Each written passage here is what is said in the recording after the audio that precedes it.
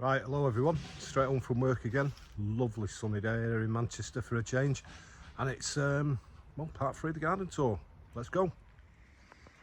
It's looking a bit autumnal at the moment. This bed's been here for a while now. This is the one where I have a run round the back for Bob. There's a big bamboo here, well and round here. We'll have a quick look at that. That is Chusquea Coolio there, which is doing quite well. There was some shoots coming up in the path, but Bob managed to knock them over. And this lovely little thing with quite fine foliage is a Berinda, and it is Yunnan free Nusiangensis. I can never say it. Lovely little thing. Reminds me of Berinda frigida. Right, what have we got going on here? So, major disappointment with these pink chinas this year, but I really do need to do something here, because when we first did this bed, hopefully the glare of the sun won't ruin things. Now, not had much opportunity to say that this year. It was quite open, this bed, but as you can see now it's quite shaded out, and a lot of things, there was dahlias and all sorts we chucked in there. None of them come back. It's just not the right environment for them, but it clearly is for that Mahonia soft caress, which is doing well. And there's Farfugium under there, and if I look behind this amazing Schleffra Taiwaniana, which is doing its thing again, there's a couple of them in there. It's quite bare, so I'm going to do something a little bit different in spring, and I'm going to plant aspidistras and some more Mahonias to fill what is pretty much an empty space. I can't get through all these tetrapanax, but yeah, you can get, there's too much bare ground for me. And there is an aspidistra over there which is doing okay. So that's the plan, because as you can see, the tetrapanax are massive, so I've just let them get on with it here. Yeah, it's quite shady. And then if I work my way down here, there is a Berinda there that I can never remember the number. I think it's 7613, 7643, something like that. Lovely little thing, which I'm going to try and get a few divisions off, because it is really nice. It's one of the Berindas that, since its introduction by Keith Rushforth, because it is a KR plant, it has flowered. So this is like the next generation. And this is Philostachys bambozoides castellonis. Nice little division over there, waiting for me to take out. Yeah, there's a start of something good in here. A really shady area with this Blechnum chilense, and I'll probably put half a dozen aspidistras in there, because that's how I like to plant in this garden. Yeah, not one, but several of a certain type of plant works well for us. Find my way through the bamboos. Aurelia elata, should be able to see the top of it up there. And in there somewhere, there is, just make it out over there, that is Schleffra alpina, which does very well. This is, in my opinion, the really cold end of the garden. And this monster is Steroidal Giant. Not the hardiest for me, gets cut back even in a relatively mild winter like we had last year, but it still looks amazing. And there's a few other bits in here. Berinda solidus, or is it solida? I can never remember. One named by Mike Bell. And there's one of them new begonias there. Chancing it down here, because I did say it's the coldest part of the garden, so that'll get a good mulch. Yeah, spotty dotty and stuff like that. And there is a Brassioopsis bodenerii there, living in a pot in a shady spot next to our little structure, which I'll take a look at in a minute. So yeah, it is quite a full bed that now. It's maturing nice, but there's still quite a bit of work to do. So adjacent to that bed is this one. So it's only one sleeper ibis, and it's caused me no end of problems because the dogs keep peeing on it. And I've already lost on this corner a rather nice Schlefflera de Lavei. So now I've got Schlefflera alpina there, and I do normally have a big guard around here, but I've took it out at the moment. I'm going to put it back later. Yeah, Colocasia pink china doing well there, where they've done pretty crap in other areas, and that one I can never, Gaelengengenensis. So there's all sorts here. There is a Sasa there. I bought that off eBay as Indocalamus tessellatus, which is that, because I didn't want to split that at the time. So I bought that, and it isn't what it said it was. So a bit disappointed in that. I'm going to take that out because Sasas do run a little bit, and there's another one around here. Yeah, but the pink Chinese have done well. I'm going to propagate off these, get a few out. There is under there. Begonia. Torsa, the big one. Yeah, that's an Alpina. Already mentioned that because there's quite a few Alpinas in here. It's a really good plant for this garden, I think. Aurelia elata, variegata, and there's another Alpina there which is actually getting. I need to take these canes off this bamboo which is next to it, which we'll look at in a minute. More strobilanthes and podophyllums here. Yeah, that Sasa is running a little bit too much for me. Yeah, lovely Schleffert Alpina, that amazing colour on the new flushes of leaves. Mahonia soft caress, there are about 30 of them in this garden. You wouldn't know it, but there is. Aspidistra.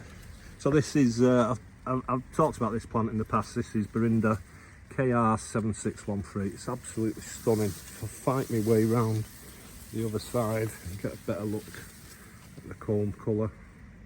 Yeah, it's pretty special, that. I am going to trim a few of these really low-hanging combs off it now. And then this end of this bed, I've just filled it up with all sorts. These Manioc Grahamii there. I'm going to do a video about them very shortly, because a little bit of an experiment with some in the ground, which I'm going to dig up, some in pots outside and some in pots in the greenhouse. So all the usual stuff, Ricinus, Hedychium, I think that might be Tara, off the top of my head. And there's a few other things, a few ferns in there and stuff. I'm quite pleased with this. Indocalamus tessellatus on the corner. More kangaroo apple solanums, you can't go wrong with them. I have got a waggy there, not doing very well. Don't know what I'm going to do with that yet. Work in progress. Chamaerops, Humilis, Chamaerops, Cerifera, and there's another Alpina there as well. I'm going to probably get a few more of them in this bed, why not? And then Berinda albocerea, Yunnan 2. There's all sorts in here. There is 3 Schleffert Taiwanianas in here as well. You can just see them popping up. Those little tissue culture plants, which can look a bit scruffy with all the multiple side shoots, but yeah, that one's looking pretty cool now in the middle. So yeah, we built this. It's great, love it.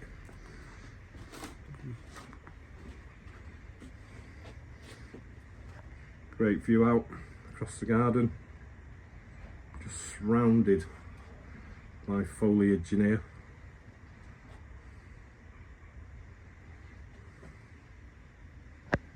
And then big gunnerer there, little wildlife pond. That is very much a work in progress, but it's been there a good few months now, and the water's gin clear. There's lots of plant life in it.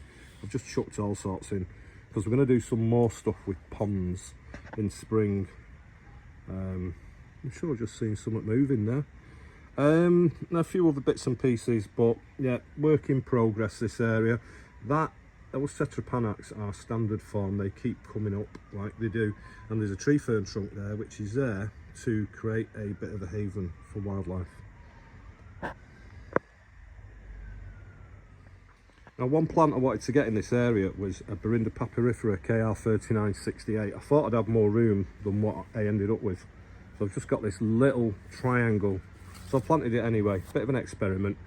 I'll end up dividing it quite frequently, I think, but it's got a bit more room there than it had in a pot.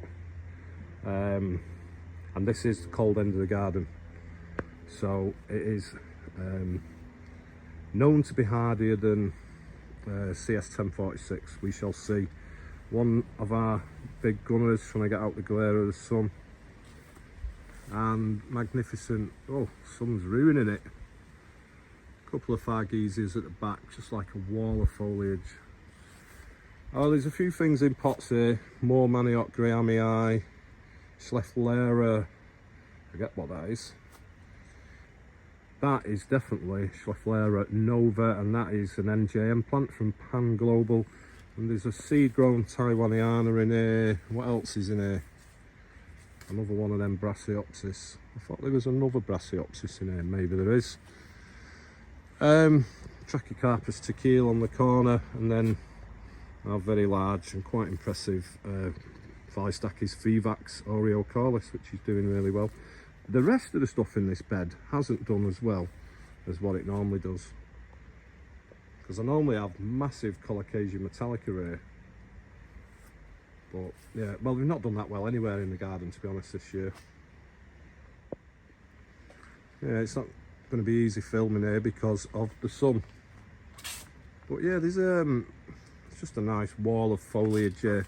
I am going to trim back the Fargesia there, which is Fargesia nitida. And getting a good blast of sun at this time of the day is Schefflera rhododendrifolia.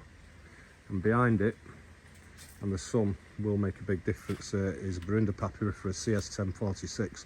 I spoke about this particular plant, move this leaf out of the way, in previous videos, because I'm not sure if it's going to stay in this area because it is a bit cold. And in 22-23 it looked exactly like that, and the fresh culms like that got absolutely nailed in that harsh winter we had. Yeah, Musa Basdew here doing really well, got totally cut to the ground but always comes back.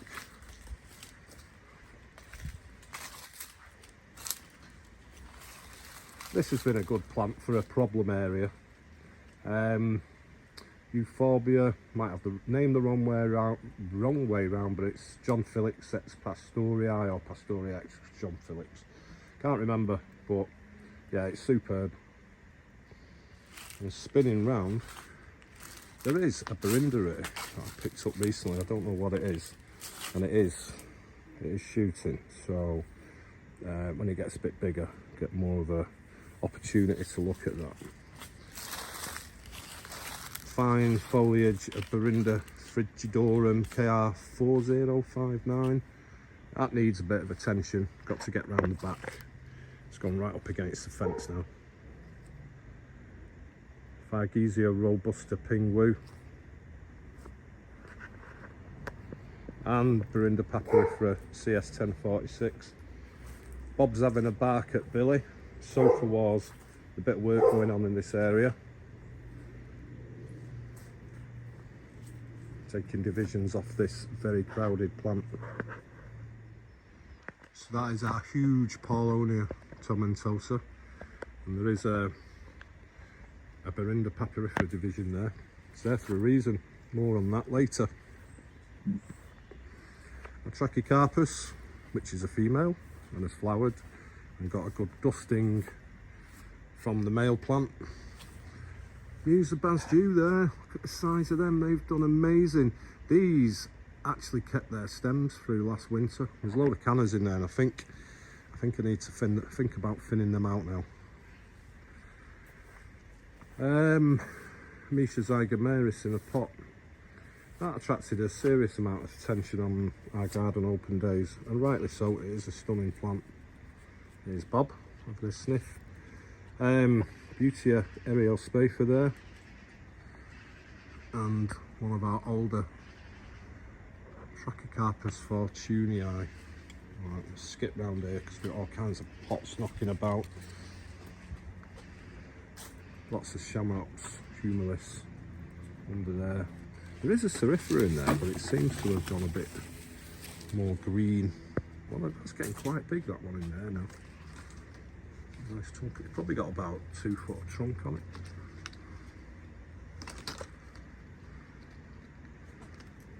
And there is an air plant that's been out for years. Don't grow very much, but it's been there for a while. It was out during winter of 22-23. So we've got another trug there as well. Yes, it's been dividing bamboo. So yeah, we've got scaffolding up at the back of the house, as you can see at the moment, and I should have tidied up actually before I did this video. But there is the Rinder Papyriferous CS 1046 division there, a few other bits around it, and a huge passion flower which has gripped it. It's a white flower on this. It's really nice, loads of buds. Santadecia there, which is done really well. Bob, come here. Tomatoes. And then a few plants in pots here. And I'm going to stop at this point. This is Brassioopsis mitis or mitis. But I'm going to stop at this point because the video is probably getting quite long. And we'll take a look at what's on Shep's step in another video. Cheerio.